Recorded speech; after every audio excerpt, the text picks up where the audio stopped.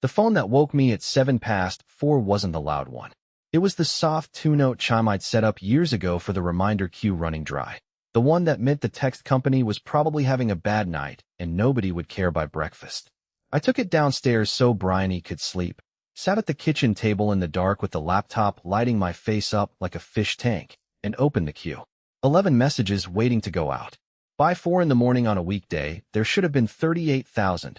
All the little, "You're booked in with Anita at 9:20" texts stacked up and ready for the 7 o'clock send. 11. I thought it was a counting problem. I've seen a counting problem before, where the number is wrong and the messages are fine, so I did the thing you do, which is stop trusting the number and go look at the actual thing. I opened the diary for Larkhall Family Dental, which is a 4-chair practice in Ayrshire and the first name in my head at any hour, and asked it for that Tuesday. It gave me a clean white grid with nothing in it. No patients, no gaps blocked out for the hygienist, no lunch. Just an empty week with the little day headers marching across the top of a page with nothing underneath them. I opened another one. Empty. I opened a practice in Norwich that I knew ran 40 patients a day through 2 surgeries and never had a free slot before November, and it was empty, and my hands went cold in a way I actually felt, like the temperature in the room had dropped. Then I ran the count of every future appointment we held for every practice on the system, all 611 of them, the number I'd quoted in a board deck 4 months earlier. 2.1 million on Monday. 41,000 now. I rang Colm. It went to voicemail, so I rang it again and again, because that's what the third ring is for.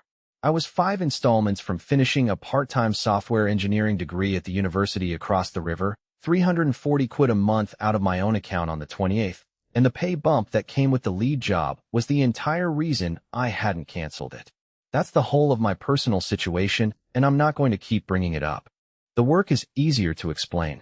There were 2 of us building and running the scheduling software that 600 dental practices use to see their day, me and Colm, and a contract tester 3 days a week, under a director. I own the boring half, which is the half that wakes you up. The diary itself, the thing that sends the reminder texts, and the copy job, which every night took a scrubbed-down copy of the real customer records, stripped the names and numbers out, and dropped them into what we called the practice copy, which is the version of the system you break on purpose so you don't break the real one. If it broke while I was on holiday, Colm would text me a photo of the error with a question mark and no other words, and I'd fix it from a car park. Our director was Desmond. In my own head, I called him high level, because that was how every sentence he said began. At a high level, Callum, the risk here is manageable. He'd take his glasses off when he wanted the floor, breathe on the lens, and polish it slowly with the fat end of his tie while you finished talking, and then put them back on and say the thing he was always going to say. He wasn't a monster. He kept a tin of licorice toffees in his desk drawer and pushed it across at anyone having a rough afternoon. And he knew the name of every dog belonging to every person on the floor, including Colm's ridiculous 3-legged whippet, which he asked after by name for years. The other thing about Desmond was that he'd been an engineer once, in the 90s, and he missed it. That fact cost the rest of this story about £400,000. In February, I spent a Thursday afternoon on housekeeping, which nobody thanks you for. We'd accumulated about 200 warnings that fired for no reason, and every one of them made the real warnings harder to see. Nessa had started the week before, our new tester, and she pulled a chair over with a green hardback notebook on her knee because she wanted to understand what the alerts meant before she started filing bugs against them. So I walked her through the page, the list of everything that could shout at us, and next to each one, whether somebody had told it to shut up. You can silence one, I said, for an hour, a day, a year. But it writes it down. Whose account did it, when, and how long for. That's the mute list. It's the only thing in this building with a memory. She wrote, "mute list," in the notebook and underlined it, because she underlined everything, and I got on with switching off the 200 stupid ones. The 11th of March was a Tuesday. Desmond had written a change himself, which he did maybe twice a year, and this one was a tidy-up. Something to sweep out canceled appointments and dead reminder records older than a set date, because our storage bill had come up in a meeting and he wanted to be the man who fixed it. He was proud of it. He told me it was 90 lines and he'd enjoyed himself. Nessa was testing it in the practice copy, which is exactly where you test a thing like that, and at about half 4 she said my name in a voice that made Colm take his headphones off. On her screen was a practice diary with 3 weeks of Tuesdays missing out of the middle of it. That was the bug. Desmond's date handling was wrong in a way that meant the sweep didn't just take canceled slots. It took anything that had ever been rescheduled, and a rescheduled appointment is about 1 in 6 of them. But that wasn't what she'd stopped for. Callum, she said, and she put her finger on the screen, on the name at the top of the diary. That's a real practice. That's a real person, and that's her real mobile number. Why is a real patient in the fake system? I remember the next 10 minutes better than I remember most of my 30s. I went and looked at what the practice copy was actually connected to, and the practice copy was connected to the live customer records. Not a copy of them. Back in January, the copy job had fallen over on a Sunday, and rather than fix it, somebody had pointed the practice copy straight at the real database so the data would be fresh, and left a note on a card in a project tool saying temporary. So Nessa hadn't found a test problem. She'd run Desmond's change in the room where we break things, and it had reached through the wall and deleted 3 weeks of Tuesdays out of a working practice in Dundee. I fixed those by hand that evening from the reminder history, 41 appointments, and I rang the practice manager and apologized and told her the truth. Then I went into the Wednesday meeting and said it out loud in the plainest words I own, to Desmond, with Colm and Nessa and Fenella from support in the room. The system we break on purpose is wired into the real one. There's no wall. Anything anybody runs in there happens to actual patients. We have to unhook it this week, before anything else ships. Desmond took his glasses off. He breathed on the left lens, and he polished it with his tie while I finished, and he put them back on and said, "At a high level, I hear you. But let's be careful about scope." Then he said the thing I still hear. He said the missing Tuesdays were a test artifact, that Nessa had been running an unapproved change in an unstable copy, and that if we started pulling connections apart 3 weeks before the group demo, we'd create noise we couldn't afford. And then he asked, quite pleasantly, whether it was normal for a tester to be reading a director's code. Nessa said, "It's normal for a tester to read everything." Nobody laughed. The best part came 2 days later. The system had a check in it, an old one, that shouted when a job that was supposed to be pretending wrote to real records. It had been shouting since January, and once we started poking at the sweep, it shouted constantly, 40, 50 times a day, into everyone's phone, including Desmond's, at dinner, at his son's swimming thing. On the Friday evening it stopped. All of it, at once, like a fridge switching off. I checked what had happened, and the warning had been silenced for 12 months, and I sat looking at that for a while. And then I did the useful thing instead of the satisfying thing, and wrote it all up in an email. The two systems are joined. Here is the practice that lost its Tuesdays. Here is what happens if a bigger sweep ever runs. Please can we unhook it? Nessa had asked me to put it in writing, in those words, standing at my desk with the green notebook against her chest. In writing, she said. Not in a meeting. Meetings evaporate. Desmond replied to that email in 11 words. Noted, thanks Callum. Let's not create noise before the group demo. The group chat that Colm had set up years ago, the one with a name I'm not typing out, went off for about an hour that night. Fenella sent a picture of a fire extinguisher. Colm sent. So we just live in the fake one and hope. And then, 10 minutes later, genuinely though, can they delete a real patient? And I typed yes and watched the 3 dots come and go for a while before he gave up answering. April took Bram. There was a round of redundancies, 11 people out of 90. And one of them was the engineer who had built the copy job in the first place and who knew, in his head and nowhere else, the exact order you had to do things in to restore our customer records from a backup, because he'd written that procedure and never written it down. His handover was 1 hour long. He shared a spreadsheet with 4 tabs, said, "Any questions, my personal email's on there," and left with his monitor under his arm. Desmond shook his hand at the lift and asked after his sister. The sweep got parked for the release, which meant it sat there, finished, tested by nobody, 90 lines of it, with the ability to reach the real thing. The copy job stayed pointed where it was pointed. Colm picked up at 12 minutes past 4, and the first thing he said, before hello, was how bad. I read him the count off my screen. 41,000 future appointments where there had been 2.1,611 practices, and the reminder queue at 11 messages, because there was nothing left to remind anybody about. He went quiet, and I could hear him walking, and then his kitchen tap, and then he said, Okay, okay, do we know what ran? We knew by 20 past. Something had started at 9:30 the previous evening and finished at 1:10 in the morning, and it had made more changes in 3.5 hours than the whole business normally makes in a month. It was the sweep. It had been run by hand, that evening, against the practice copy, and the practice copy has been the real customer record since January. I said out loud, alone in my kitchen, "There's no wall," and then I started phoning people. Fenella got there first, at 20 to 6, because support opens at 7, and she'd worked out what her morning looked like before I'd finished the sentence. By 7:30 her team's phones had queued up 30 calls deep and stayed there for 9 hours.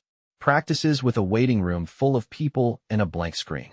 A practice manager in Carlisle who had 4 hygienists standing in a corridor and no idea who was coming.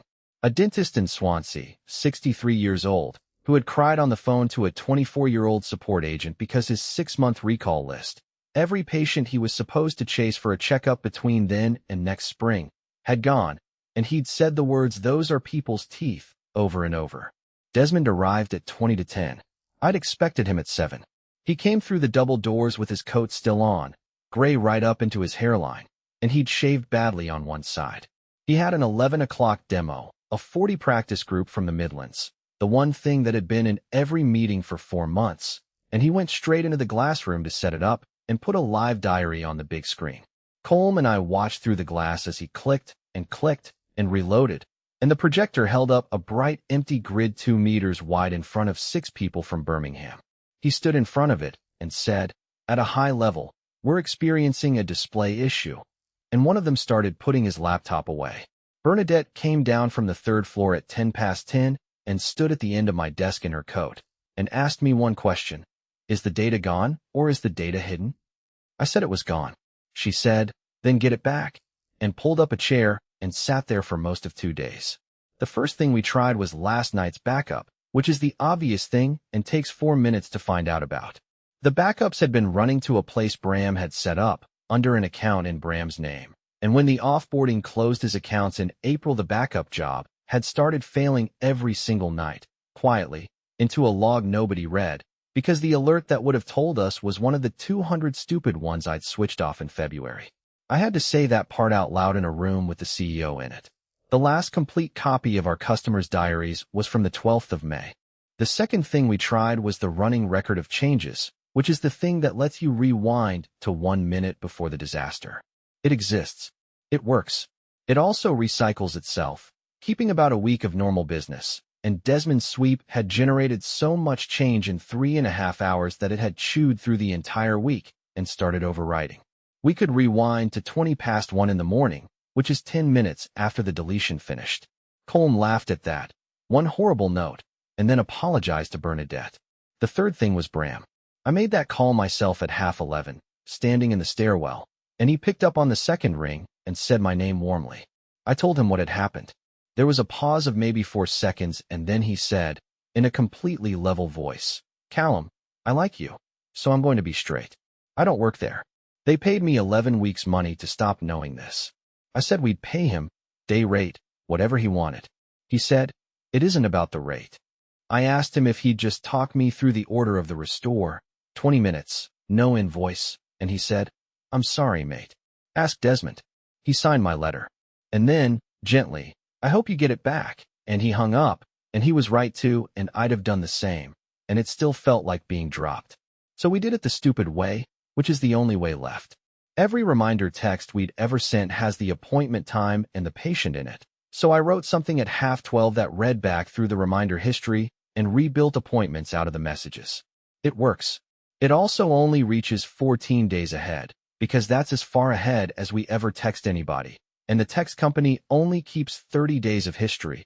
And to export more than the standard window, you need the account owner's approval, and the account owner on that contract was Bram's old work email address, which no longer existed. Fenella got the text company on the phone for 2 hours, and they were as kind as their process allowed, and it changed nothing. We got 14 days back for most practices by 9 that night. Everything past that, all the treatment plans booked 6 and 9 months out, all the recall lists, was in the May copy or nowhere. And restoring May meant deleting every booking made since the 12th of May, which is about 3 months of the entire company's work, so we couldn't just push the button. We had to merge 2 versions of 611 diaries by hand, with support reading appointment times down the phone, and it took 9 days, and we never got all of it.